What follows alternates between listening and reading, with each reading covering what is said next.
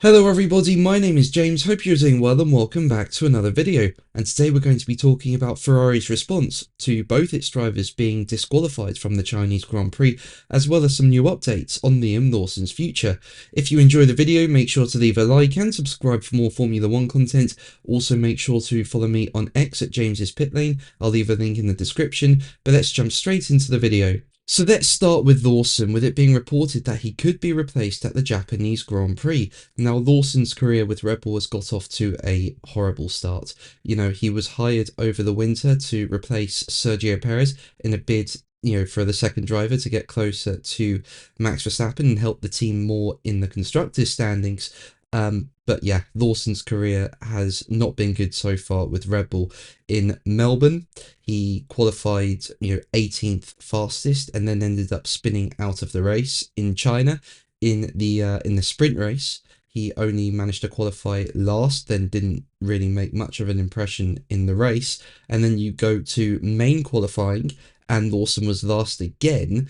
And then for the main Grand Prix, Lawson only finished 15th, but actually ended up in P12 due to some drivers in front of him getting disqualified. But Lawson's early form is the worst run of qualifying results for a Red Bull driver in its history. So he really is, struggling with the car at the moment. And there has been speculation that, he could be replaced. And now Motorsport.com has reported that Lawson could be replaced at Red Bull by Yuki Tsunoda as early as the Japanese Grand Prix, which is the next race. Now, Tsunoda currently drives for the Red Bull junior team Racing Bulls, and he's been doing a really good job with them so far this season.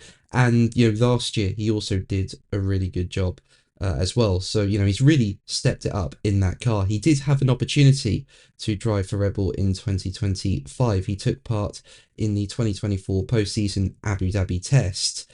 But yeah, Red Bull decided to go for Lawson instead.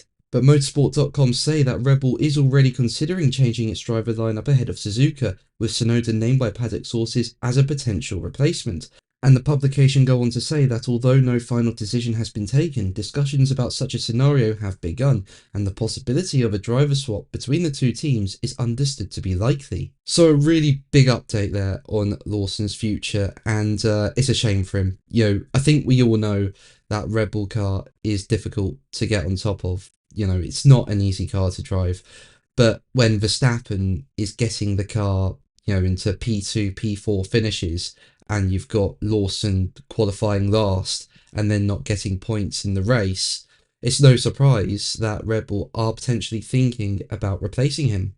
But let's move on to Ferrari, with them issuing a statement following Lewis Hamilton and Charles Leclerc being disqualified from the Chinese Grand Prix.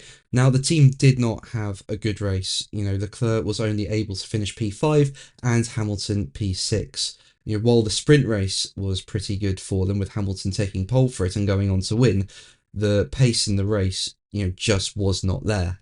And to make it worse for Ferrari, both their drivers were disqualified from the Grand Prix. Hamilton for excessive skid wear, and Leclerc for his car being 1 kilogram underweight. So yeah, a really tough day in the office for Ferrari on Sunday, and now they've issued a statement in response to both their drivers being disqualified, with them saying, following the FIA post-race scrutineering, both our cars were found to not conform to the regulations for different reasons.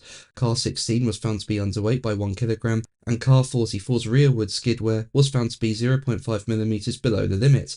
Charles was on a one-stop strategy today, and this meant his tyre wear was very high, causing the car to be underweight. With regard to Lewis's skid wear, we misjudged the consumption by a small margin. There was no intention to gain any advantage. We'll learn from what happened today and make sure we don't make the same mistakes again. Clearly, it's not the way we wanted to end our Chinese Grand Prix weekend, neither for ourselves nor for our fans, whose support for us is unwavering. So a straight to the point statement there from Ferrari, and they've issued some more reasons why Leclerc and Hamilton were disqualified. It's a shame. I know P5 and P6 was nothing to shout about, but it's key points for the team, and now they don't get any. So yeah, that's really tough for them, and they'll be looking to bounce back at the next race in Japan. But that's going to be the video from me today. Thank you ever so much for watching. Make sure to like and subscribe for more videos, and until the next one, take care. Bye.